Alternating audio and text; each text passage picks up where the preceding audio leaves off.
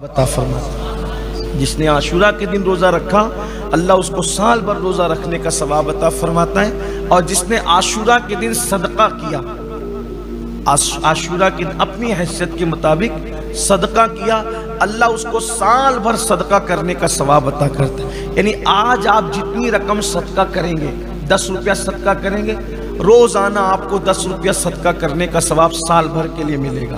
100 روپیہ صدقہ کریں، جتنا آپ صدقہ کریں اللہ آپ کو اتنا ثواب روزانہ سال بھر، یعنی آپ نے گویا سال بھر صدقہ کیا۔ اسی طرح آج کے دن اپنے گھر والوں پہ، اپنے بچوں پر روزی اور رزق کے حوالے سے فراخی کرو۔ فراخی کرو مطلب وسعت کرو، بچوں کو بھی کچھ پیسہ دو، گھر میں بھی کھانے وغیرہ، فاتحہ وغیرہ کے اہتمام میں کچھ اچھے کھانے بنائے جائیں، اس پہ فاتحہ دلائیں، مولا حسین پاک کے نام کی، کربلا والوں کے نام کی، کل امت محمدیہ کے نام کی۔ حدیث پاک میں آتا ہے کہ جو آج کے دن اپنے گھر میں فراخی کرے گا، کشادگی کرے گا، سال بھر اللہ اس کی روزی کو کشادہ رکھے گا، اس کی روزی میں سال بھر برکت ہوگی۔ اور آپ جو بھی کھانا بنائیں گے آج کے دن اللہ تبارک و تعالیٰ سال بھر اس کھانے کے اندر برکت عطا فرمائے گا۔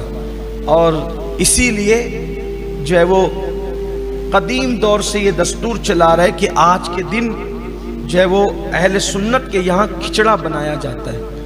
حالانکہ یہ کوئی کھچڑا وغیرہ بیان اور تقریر کا عنوان نہیں ہے میرا، نہ میں اس کو پسند کرتا ہوں، لیکن آپ کو بتانا چاہتا ہوں۔ تو اس میں ہر قسم کی دالیں، ہر قسم کا اناج ڈالا جاتا ہے۔ یہ ایجاد ہے نوح علیہ السلام کے دور کی۔ کھچڑا اس کو ہم لوگ کہتے ہیں اپنی زبان میں، اس دور میں نہیں کہا جاتا تھا، لیکن یہ پکا تھا اس دور میں۔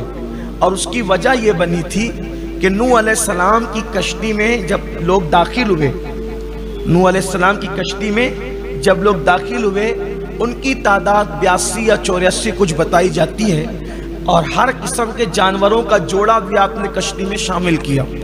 تو عاشورہ کے دن آپ کی کشتی جودی پہاڑ سے لگی، کنارے سے لگی۔ تو لوگوں نے کہا ہمیں بھوک لگی۔ جب تک کشتی میں تھے اللہ نے ان کو بھوک سے محفوظ رکھا۔ جب کشتی کنارے پہ لگی تو لوگوں نے کہا بھوک لگی۔ تو نوح علیہ السلام نے کہا اب میں کیا کروں؟ تو آپ نے فرمایا جب تم کشتی میں آئے تھے تو تم اپنا کچھ نہ کچھ سامان تو لے کر کے آئے تھے۔ کہاں ہمارے پاس سامان تو تھا، لیکن اتنا نہیں ہے کہ سب کو کافی ہو جائے۔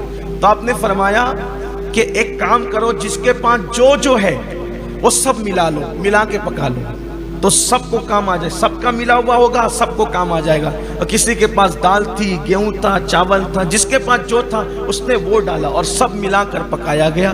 اسی کو ہم اپنی زبان میں کیا کہتے ہیں؟ کھچڑا کہتے ہیں۔ یہ یعنی کہ ہمارے بزرگوں نے جو کچھ کیا ہے، اگرچہ قرآن حدیث میں واضح اس کا ثبوت ہو نہ ہو، لیکن کہیں نہ کہیں سے اس کی لنک ضرور ملتی ہے۔ آپ یہ نہ سمجھے کہ آج آپ 14 صدی کے بعد بہت بڑے دیندار، بڑے تعلیم یافتہ، بڑے حدیث اور قرآن کے جاننے والے پیدا ہو گئے اور ان کو کچھ بھی نہیں پتا تھا، وہ ایسے ہی جاہل جپٹ تھے۔ ایسا نہیں تھا۔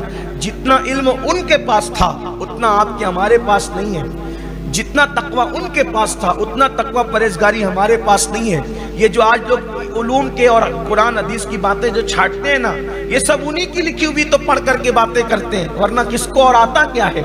بھئی اگر آج ہم جو بیٹھ کر کے قرآن حدیث کی بات کریں تو کس کی ہے؟ پرانے لوگوں کی لکھی ہوئی ہے نا، لکھا تو انہوں نے ہے، باتیں تو ان کی، ہم تو نقل کر رہے ہیں۔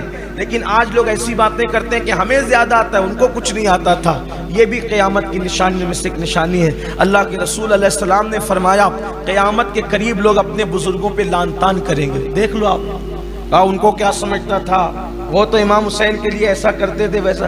ارے وہ جو کرتے تھے کوئی نہ کوئی ان کے پاس دلیل تھی، اگرچہ وہ دلیل آج ہمارے پاس موجود نہیں ہے۔ ہمیں چاہیے کہ اپنے بزرگوں کے نقش قدم پہ چلے، نئے نئے راستے نہ نکالو ورنہ تباہی بربادی ہوگی۔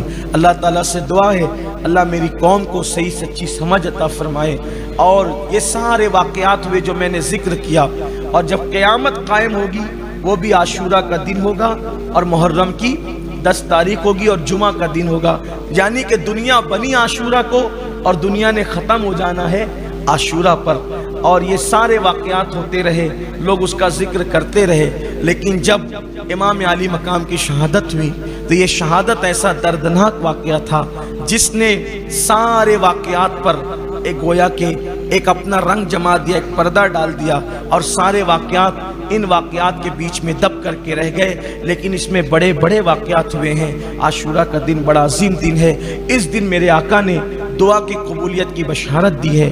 فرمایا آج کے دن حضرت داؤد علیہ السلام کی توبہ قبول ہوئی، حضرت سیدنا آدم کی توبہ قبول ہوئی، حضرت جناب یونس علیہ السلام کی توبہ قبول ہوئی، ان کو مچھلی کے پیٹ سے نکالا گیا آج کے دن۔ اگر کوئی اپنے گناہوں سے مغفرت چاہتا ہے، اگر کوئی اللہ کا قرب چاہتا ہے، کوئی توبہ چاہتا ہے، اس کو چاہیے کہ وہ آج کے دن اللہ کی بارگاہ میں گڑ گڑائے، توبہ استغفار کرے۔